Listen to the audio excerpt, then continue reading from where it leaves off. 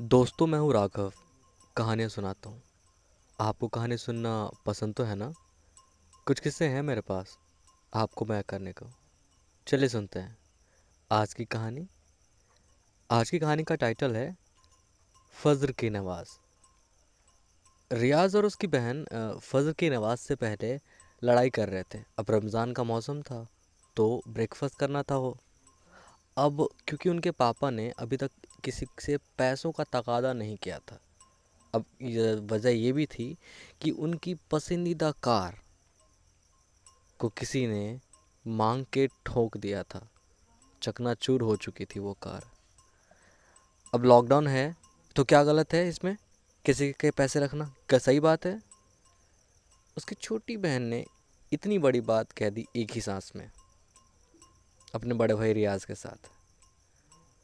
अब एक छोटी सी लड़ाई होती है रियाज और उसकी छोटी बहन में।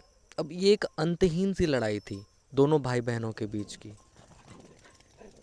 हालांकि इन खट्टी मीठी नोक-झोंक का वैसे रफ़ा-दफ़ा किया जा सकता था। लेकिन वहाँ कोई और भी था जो नाश्ते के टेबल पे से काले अंगूर को अपने गुच्छों से अलग करते हुए मतलब अदाओं से खा रहा था। शाहब, छोटा बेटा। हाँ, यही था उस छोटे नवाब का नाम। अंगूर का पूरा गुच्छा प्लेट में वापस रखते हुए कहा, और डांटते हुए उन्होंने हालांकि कहा कि तुम लोगों को पता भी है, अब्बू को मैं जानता हूँ, कुछ ज़रूर होगा इसके पीछे। लॉकडाउन है, हालांकि समझा करो, रमज़ान है और पूरा देश सफ़र कर रहा है। इंसानियत कहाँ है अगर हम उनसे इस वक्त कुछ कहते हैं तो? उम्र में साहब वैसे छोटा ज़रूर था, लेकिन आप कह लें बालिग हो चुका था ये उम्र दराज आदमी। बच्चों को इसका इल्म बिल्कुल ना था। अब्बू चौखटे पे खड़े हो रहे थे और सब सुन रहे थे। इन चीज़ों को सुनते हुए अब्बा अफजल को अपने बचपन का याद आ गया, और साथ में आया वो भयानक पल, माँ के खोने के बाद उसे क्या क्या सहना पड़ा। वैसे तो अफजल अपनी माँ बाप के इकलौती संतान थे, जिसे तब तक कुछ नहीं समझा रहा था जब तक उसकी माँ जिंदा थी। लेकिन वो कहते हैं ना कि अल्लाह को कुछ और ही मंजूर था। माँ की मौत के बाद बाप ने तो यूँ रिश्ता ही ख़त्म कर दिया था। लेकिन जब अब्बा नई अम्मी लेकर आए तो नन्हे अफजल बड़े खुश हुए। लेकिन अल्लाह को कुछ और ही मंजूर था। अब नई मम्मी को अफजल काफ़ी हद तक पसंद नहीं आए थे।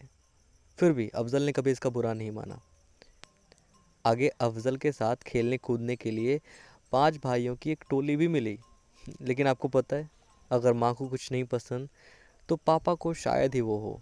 और आखिरकार आप समझ जाइए, गरीबी एक काफ़ी छोटा सा शब्द होता है, लेकिन यकीन मानिए काफ़ी वज़नी उतना ही है जितना कि ये छोटा दिखता है आपको।